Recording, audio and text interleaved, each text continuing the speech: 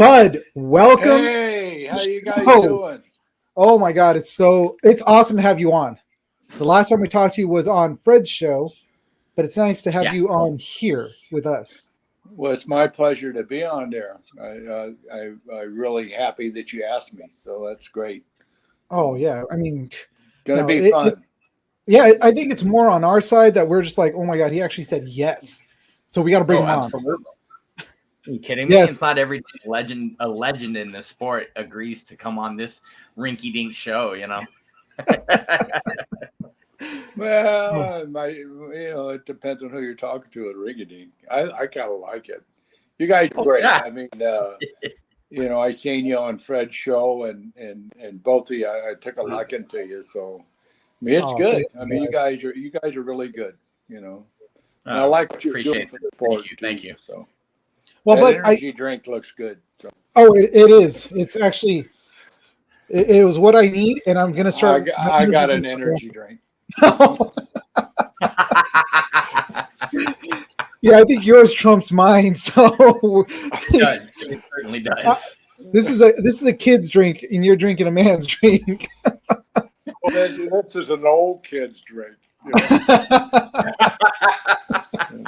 So, Bud, like I always, whenever we bring on our guests, I like to start off by saying, "So you were born, and then there was paintball, and I know there was a lot more in between that, but we want to know how did you get started into this crazy sport of paintball?"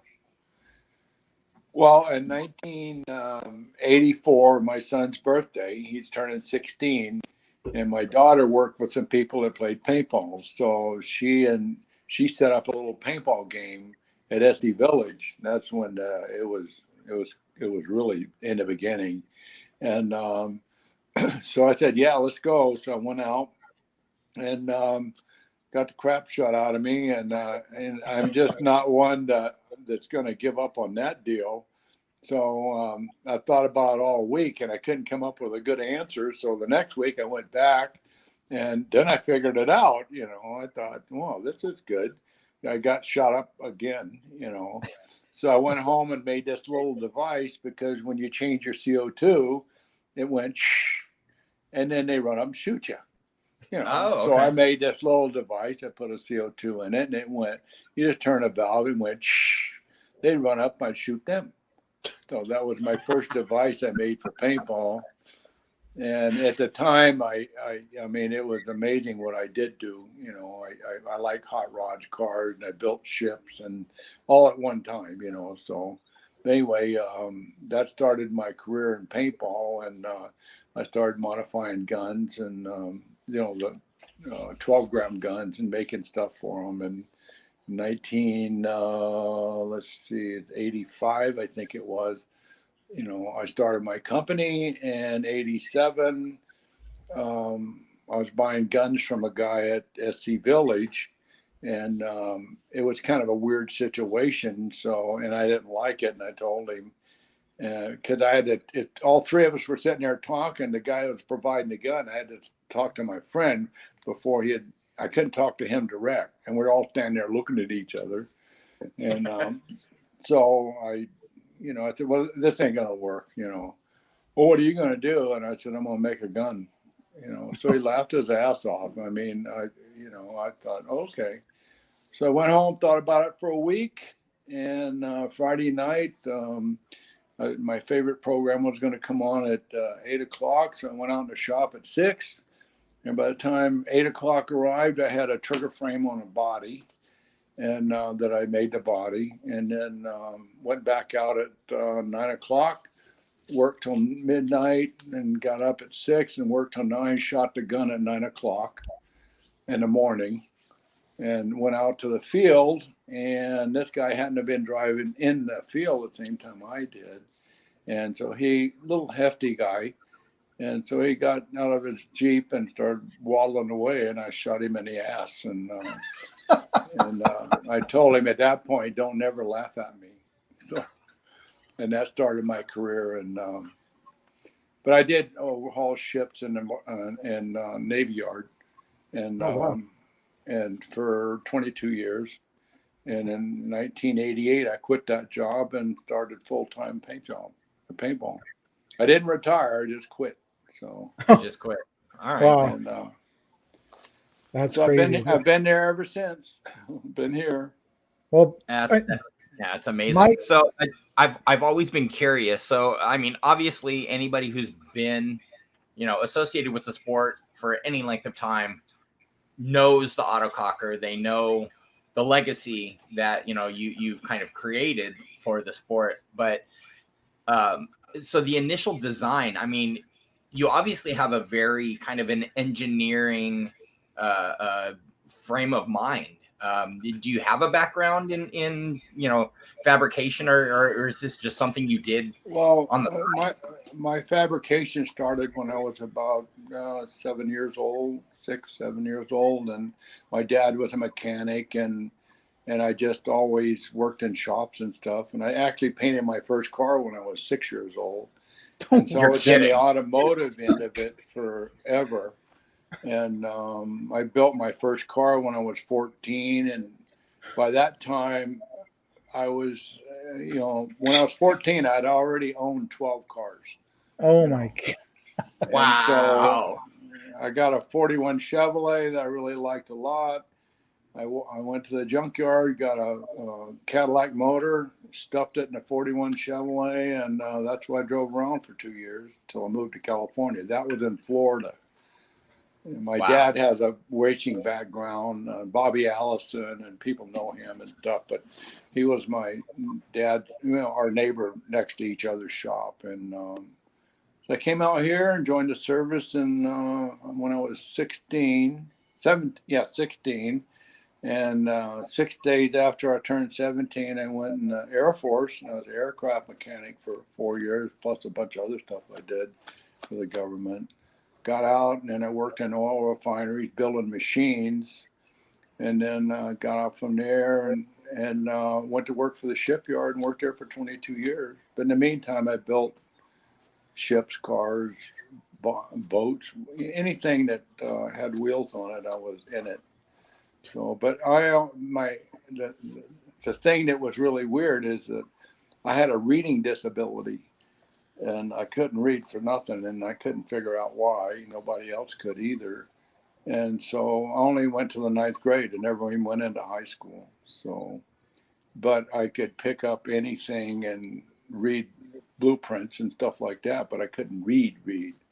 And Bob McGuire, which today is his birthday, 1998, he figured out what was wrong with me. I'm dyslexic, and my mind doesn't fit what my eyes are seeing, Yeah. and Yeah. he taught me to read. I mean, I'm not the best reader in the world, but I mean, it sure as hell helped in my life from then on. But Bob's a great guy. Love him to death. He was my partner in PTI, Paintball Training Institute. So, but That's that's insane, bud. I mean, to hear that at 6 years old, I was sitting on my couch watching like Superman. At Cartoons. Yeah. 6 years old, you were painting your first car.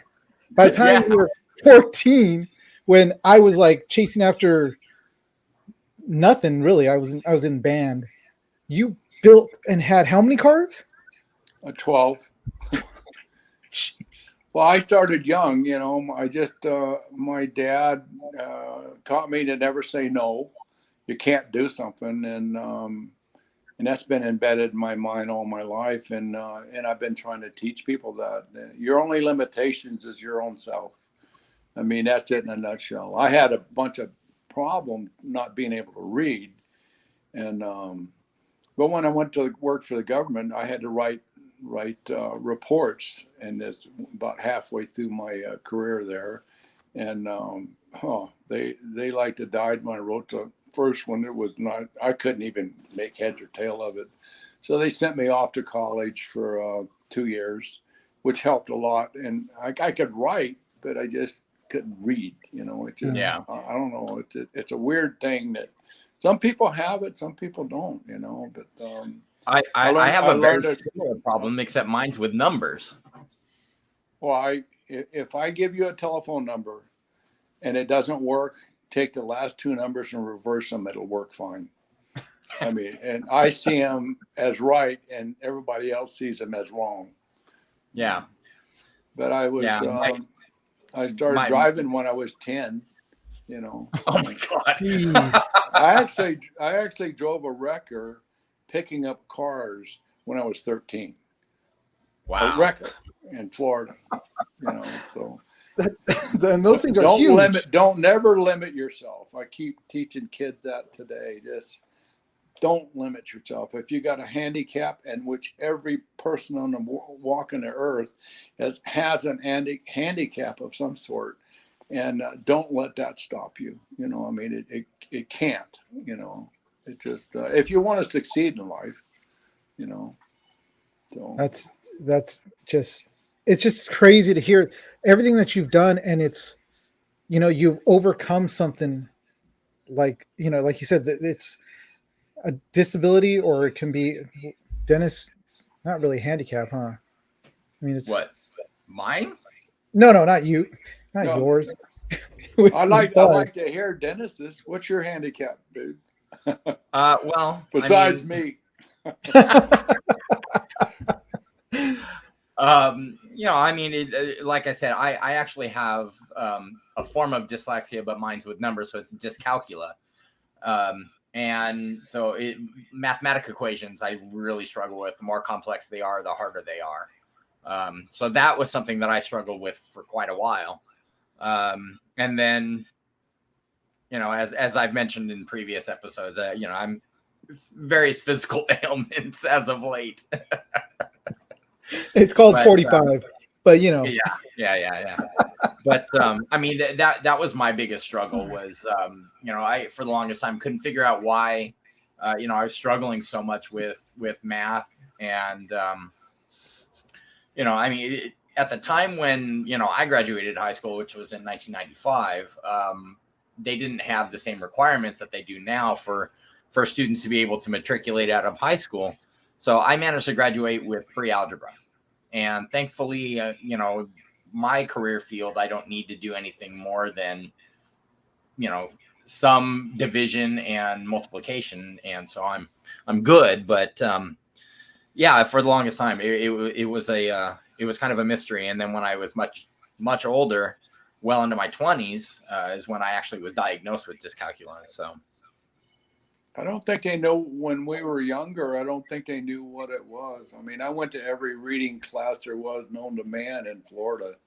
I mean, it just didn't click, you know. yeah, But math, I love math. There's two things that I love in school is math and American history. It fascinates me to today, you know. But it just, you know, we all got our likes and dislikes. I love everything. You know, if I'm going to learn something, I want to learn something every day.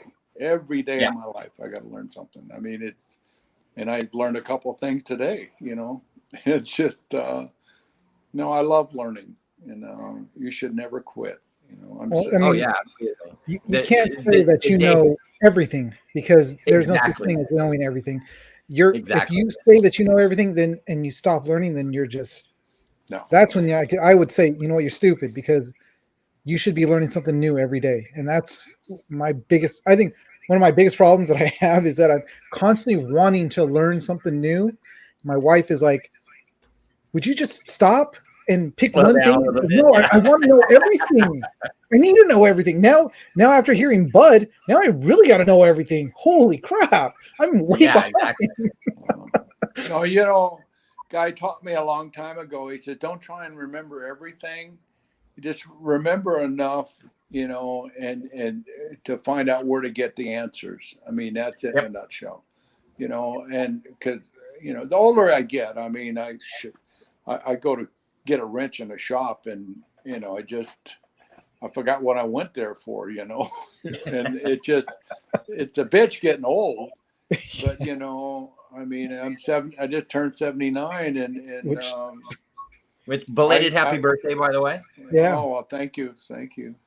But I look at people 10, 15 years younger than me, and then they can't even keep up with me 5 minutes. You know, I mean, Yep. it's just, and physical. is what it is, and that's working out all the time. Yeah, I mean, but I teach people that too. So which the, Absolutely. we'll move into our next guest, which we talked about that, which is the physical part, which I'm now shameful that I have to say that I don't work out as much, and I hear you that you do it at 2 o'clock in the morning every day. It's like, oh my gosh. But really quick, I did want to say, but it would be my second paintball gun that I got, because the first one was a piece of crap. It was a Stingray, and we've talked about how bad those guns are. Me and Dennis have gone over the bad guns, but your marker was my second marker that I actually purchased, and I absolutely loved. It was a black autococker, and I took it to my first tournament. Got wrecked, but I was so happy that I had an autococker. And yeah. unfortunately, it ended up getting stolen. And yeah, I was pretty bummed after that. I loved that gun. You, Well, sir, yeah. did so much for it. Well, I done it. I built the gun, and I done everything that I did with my business for the people that supported me and bought my gear. I mean, I couldn't thank them enough, and that's the reason I'm still playing. Is you're not going to sell anything or get people to understand you and how you tick unless you're there with them. I mean, Yeah. and I Yep. love playing. It's just exciting to me right now going this coming weekend as it would have been, 40 years ago. I mean, I just love playing paintball. I mean, and people think I'm crazy, but no, I'm going to be the oldest player. I'll tell you that. Still playing, Hey, not going out and fiddling around. I like to run around and shoot people. So yeah, I there would you love go. to get I mean, out there. those are words to live by right there. Yeah, and I'd love to get out there with you, Bud, and just see you wreck let's people. That'd be let's fun. let's do it. Let's do it. Definitely. I mean, you're seriously not far from me and Dennis, so we got to figure something out and get No, out there yeah, because, oh man, No, it would be we will, partner. We will. We'll get awesome. together for sure.